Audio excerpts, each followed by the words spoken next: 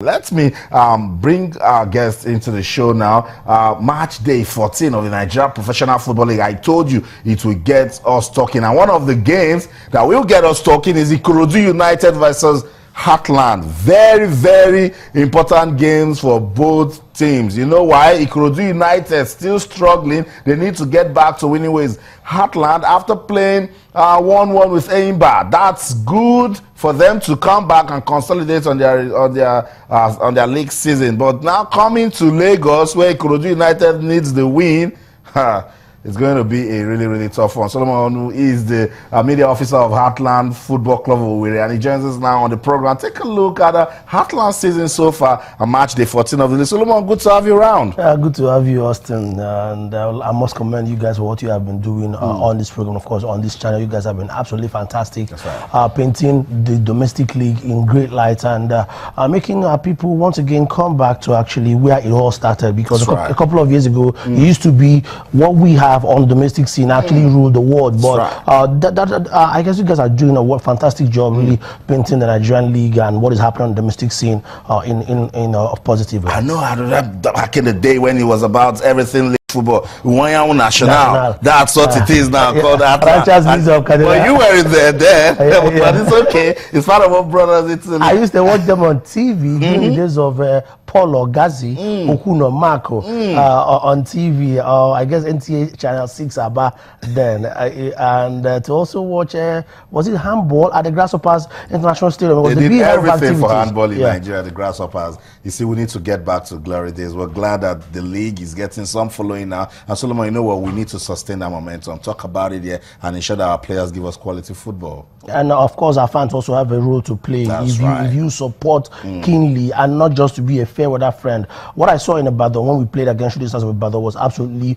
fantastic. In the VIP arena, I snapped around 30 to 40 men that were in their 60s, 70s, and 80s. Coming out to root for Shooting, and by the time we equalized and I stood up to shout goal, some of them were screaming at me, you know, but I loved it. That's right, that's the passion right there. If men that could be my grandfather could come for a game, scream at me, come on, that's one. For me, I was actually surprised that they could lose 6-0 to Kano Pillars because the support at home is fantastic. At the time, the fans started shouting Itodo. They were the ones that told the technical crew, please introduce Itodo for us. And it reminds you of what you see on TV. That's right. What happens in England, Spain, and if we can have that cult followership, it helps. The 12-man factor, it helps to propel your team. Solomon just put us in the mood right there for league football. Let's go on this break. See highlights from the game between Heartland and Giwa FC. When we come back, you know what we'll do? We'll get you involved. Talk about match day 14 of the Nigeria Professional Football League. Don't go anywhere. Stay.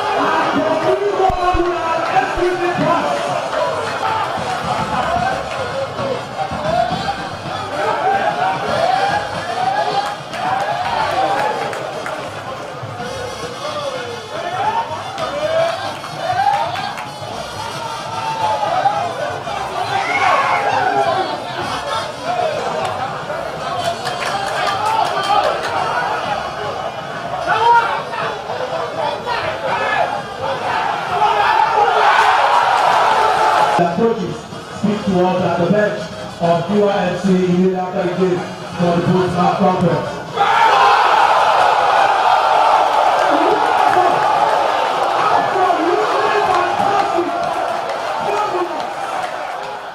You You see what the league can give you. That's the Nigeria Professional Football League. And Ivorians scoring a cracker, you know, where Roland Kofi, Atlant went on to win that game by 2-0. So tell me about Roland Kofi. You left Ivory Coast and he's having so much fun in Owerri. For me, some form of Cinderella story. He was part of an under-17 team in Ivory Coast. He got dropped somehow, and someone actually made some contact and said, okay, that they had a couple of youngsters in Ivory Coast that could actually help us. By the time they brought him, we actually felt, okay, maybe he'll be for the youth team. The man we were actually looking at was Alex Kouassi, his brother. But all of a sudden, Kofi showed more strength, more hunger, and got ahead of the pecking order, and now got signed to Heartland. Alex Kouassi is still around the corner, and maybe, who knows, next season he might also come in and be the star of the team. But Kofi has actually been a great revelation. He also played fantastically well against Enyimba International. He told me that one of his main that what actually inspired him was when he bought a newspaper and saw where Heartland was on the log. And he told himself, no, we don't deserve to be here.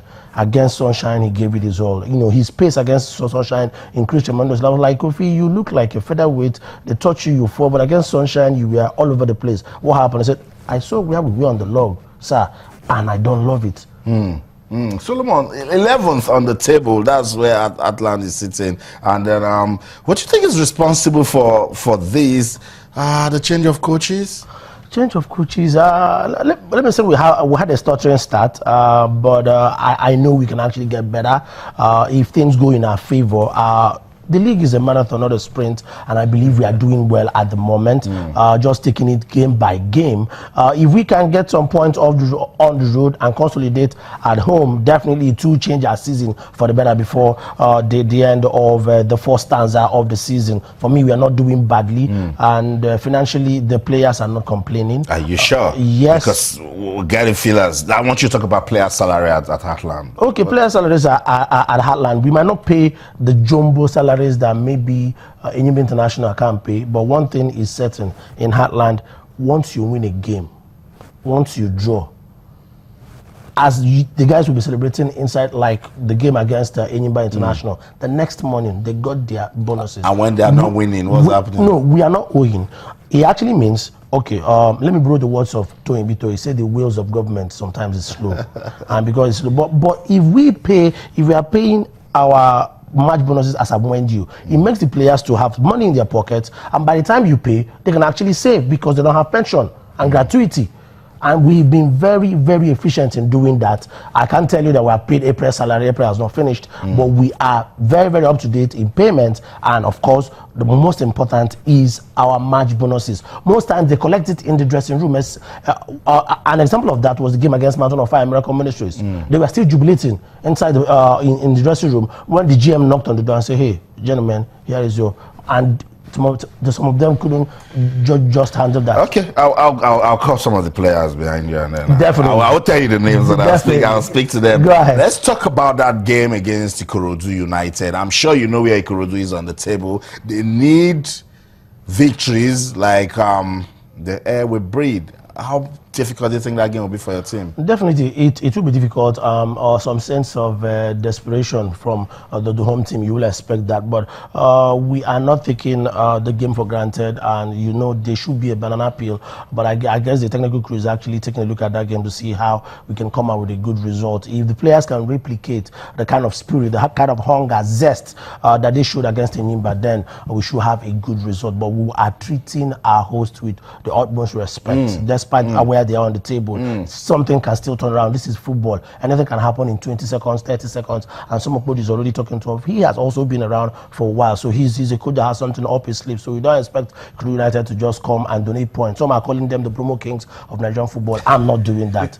I believe they have a chance. I believe they can really turn their season around. I know, I totally agree with you too. And tell me, what's the feeling like for the players coming to Lagos to play football?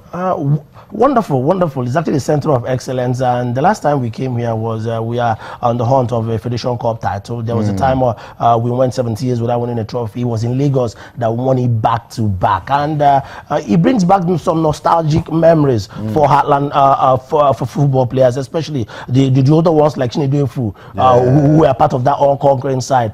So it's like Lagos has some good charm, good omen for the team. So brings back great memories for the side, and let's see whether we can actually get something on the road, and that would definitely be appreciated by our fans back home, who have been absolutely wonderful. It's just match day 14, but a lot has happened in the league this season. Solomon, tell me, for Heartland, what has been the most memorable season, the game? The most memorable. I guess for me, it should be the game against Mountain of Fire Miracle Ministries. We needed that game as if we needed the air we breathe. Just like you said, it was like plants needing sun for photosynthesis. We needed that game, and we had feelers that Mountain of Fire they're going to tear us apart. They had younger players, and so we are like, no, drop Chinedu Efu, drop this person, get all the young stars to come and play. And guess what? Even the church made it a carnival. The guys in Aba, Umaya, and Owerri came into Owerri. In fact, one section of our stand was totally occupied. We had the highest gate takings this season from the game against Mountain of Fire and Miracle Ministries. And from the blast of the whistle to the end of the game, we had our hearts in our mouth, because these guys gave us a run for money. Power for power, pace for pace, tactics for tactics. It was a very frenetic game, and for me, we enjoyed it. We also enjoyed the carnival atmosphere that the church brought to it. Now, imagine in Europe, Celtic has something to do with the church, Rangers. You go to England, Everton, Manchester City came from against Anglican Church and Mark, and so many of them. If we can have more, imagine where Roman Catholic will have a team. Imagine where maybe Lord Chosen. Imagine Redeemed Christian Church of God has a team. Wow. The fellowship will be massive. And what we've been praying for all these days for the Nigerian League, for me, can actually happen in a twinkling of an eye if we have more churches. That's right. Getting into football and owning football clubs. And that's the game. It was a really tough one. Just one goal. Yeah, just one goal. And then it did the magic. And there was another funny thing that happened in this game. We've been wearing our traditional red and white jersey, and we were not getting results. All of a sudden, someone said, "He's like, you don't this jersey. Let's try this one." And we did it, and somehow it worked. But you just have to, like, some of these superstitions sometimes doesn't really work in football. But it was a great game. I like that. I like that. That's the most memorable game came from a newly promoted side, which shows that the quality in the league is improving. Now, talk to me about the most disappointing game. Most disappointing game will be two games against Warri Wolves, where Warri Wolves did not have a single shot at goal for 90 minutes, and yet we couldn't take our chances. That was absolutely disappointing by all standards, and maybe one of the reasons why the coach had to go. And of course, the game against Abia Warriors, we had about 3-4 chances in the first period. We couldn't bury it. And the way and manner Michael Olaha disgraced us. You know, they got the free kick, and guess what? Immediately they got the free kick, Chisom Chikatran started congratulating themselves. They were so sure they was going to score. There was this arrogance about it. We were going to score. Guess what they did? They placed the ball. The first person ran over the ball. 1, 2. By the time the third person ran over the ball, our defense line, the guys on the wall, turned into spectators. They were like bemused. They felt the stupid. Magic of Kennedy Boboye. Before we said Jack Robinson, Michael Olaha gave it a touch of glory. That goal, yes, it was against us, but it was a fantastic goal by all standards. And sometimes I wonder if you can have great sport kick, free kick specialists in the league, week in, week out, in various clubs all across the country. Why don't we have such in the Super Eagles? It's a big question. Big, because you can even put Chiso Buchilam of Rangers in that mix. Very good free kick player. Fortunate why they can do that. Same, yeah. Emeka Obu can do that. That's right. In fact, you can. There is hardly any team in the NPFL that doesn't have 1 or 2 free kick specialists. Maybe we can start to do that. As we're inviting the guys from the NPFL, try and get some of these free kick specialists on the team. That's right. It might actually be a gimmick to help us win games. That's right. Good thing is we're getting the league coaches involved with the senior men's national coaching. Exactly. And Kennedy Boboye now into the mix. So we keep saying that the progress of the league can actually influence in the men's senior national team, and I like the fact that that's happening.